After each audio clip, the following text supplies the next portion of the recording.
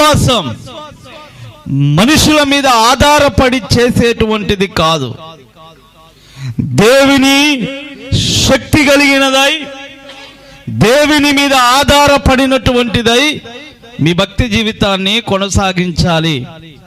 Bible యొక్క లేఖనం సెలవిస్తుంది. అయితే ప్రియ దేవుని బిడ్డలారా, ఎందుకు నేను ఈ మాటను జ్ఞాపకం చేశాను అంటే, యేసు ప్రభువు పుట్టినటువంటి దినాలలో జ్ఞానులు హేరోదు యొద్దకు వచ్చినప్పుడు, హేరోదు మనుషుల యొక్క జ్ఞానం మీద ఆధారపడినటువంటి వ్యక్తి.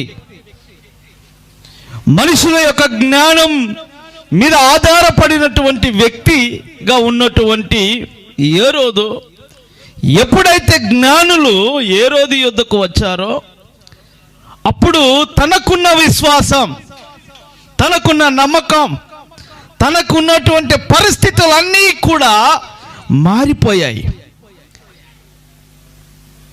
ఆయన జీవితంలో అన్నిటినీ విడిచిపెట్టేశాడు.